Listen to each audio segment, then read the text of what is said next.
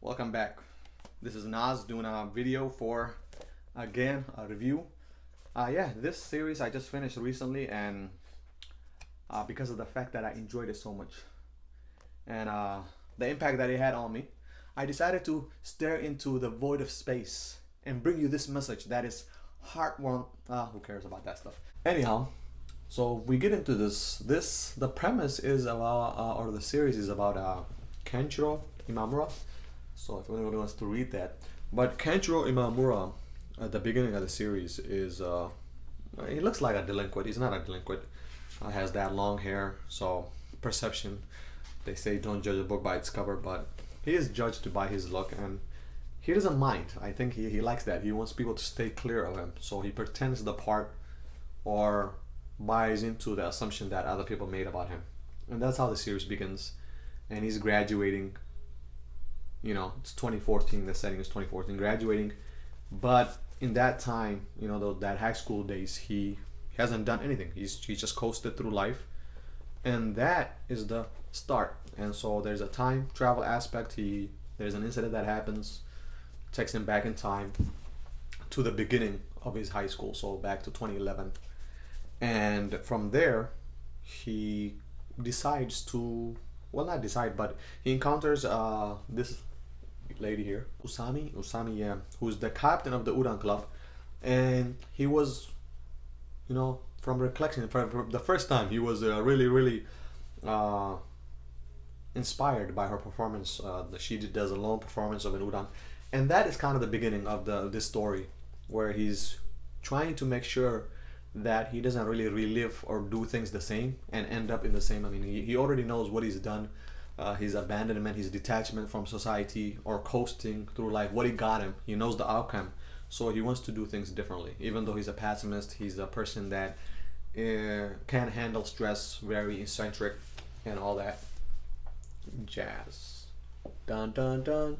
So yeah, and Imura, I liked him as a character because, you know, the setup kind of seems like a redemption story in a way. There is this redemption aspect of it, and I'm being familiar with a lot of shonen protagonists or characters from that high school setting.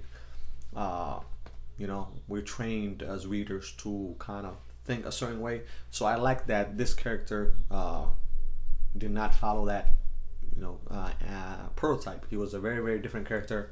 I liked him as a character, and more fleshed up, felt like a real person who at every turn, you know, was just, I was surprised, and I enjoyed his thought process. He was at moments happy, at moments tormented with the decisions that he made, sometimes just freaking out about the slightest thing, or sometimes processing things better than adults or a lot of people. And so it's kind of like that. There is this I think contrast between people that believe that things will happen, or who are more firm in their tradition, and individuals that don't necessarily have to buy into that positivity means things are going well. So he doesn't like that facade as a character, and I enjoy that. I think it's a refreshing take on kind of that make believe that, you know, if you believe it, it will happen type, more or less, that yes, there has to be an effort, there has to be belief, firm resolve, but pretending everything is all right doesn't necessarily mean things are going to turn out, you know, the way an individual wants it. So he embraces his negativity, or that aspect of himself, that pacifism of himself, and just tries to work things at his own pace. And that is one thing that I liked about Imamura as a character. And there are other characters that are either different from him in a way, or that have their own little quirks and are unique to the story, especially Usumi, or is that her name? Usami, I can't pronounce these names, I'm butchering it. As a Udon captain, she's more rigid and has an idea of honor, or has this idea of us, you know, the way the Udon club is supposed to be. So the Udon club is a cheerleading club, more or less. Not really a cheerleading, but they cheer on individuals, you know, I think.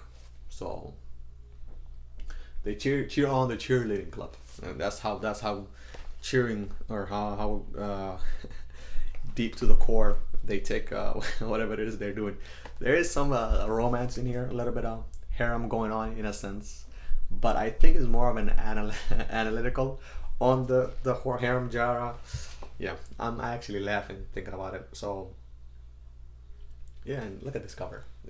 These characters, genuinely, I enjoy them. And there's a girl, Fujita, who goes back in time with him. So the incident that occurred, she's involved in it, and also she has a hard time because originally in her own timeline, she was a popular individual. She did everything right. She had one of the best connections, but now going back in time, she's still, like bent on or infatuated with her popularity, or infatuated with the fact that what she had lost, and is having a hard time getting back into the groove or going back into that status quo that she had acquired beforehand. So it's just, in a sense, very, very in a tragic slash funny way of doing things. So I mean, I like Imamura, and I like Fujita, and Shibata. There's another lady character girl here and here. Can't find her picture. If I can find her picture, I think this is her. Shibata. Or that could be her. I don't know. They look alike. Sometimes they look alike. So there are 3 arcs to this. So the first arc kind of deals with it has that trope of pretty much every sports anime, sports manga has that trope where there aren't enough members in the club, and the club has to be saved, so they have to recruit more clubs. Yeah, that trope is kind of the initial beginning, but they get past that, and every arc after that actually just elevates the series to another level. And the middle one, who's the character? I think is in volume 7 or 8 or 9. That's where this character is introduced. And what was her name? Yeah, I think her name is Teka, yeah. And this is more of a, so then now they passed the cheering for the baseball, and now they're cheering for, I think, the drama club, and they're doing a reenacting of a drama, and they're doing a play, and it's fascinating in here.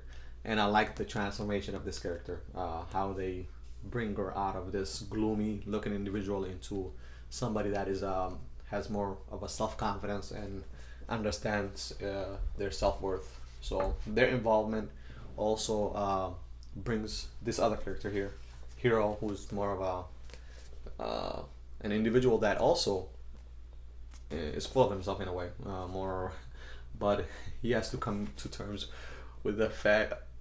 Yeah, I like his development.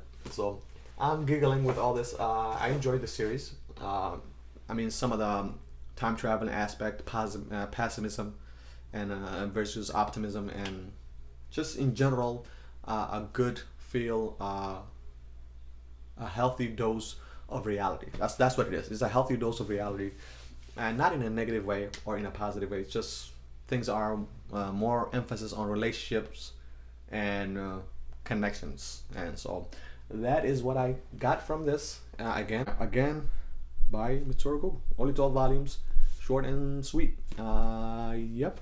Let me know if you've encountered this and read, and let me know what you think of. Your opinion in the comment section. Other than that, thanks for watching, and yeah, peace.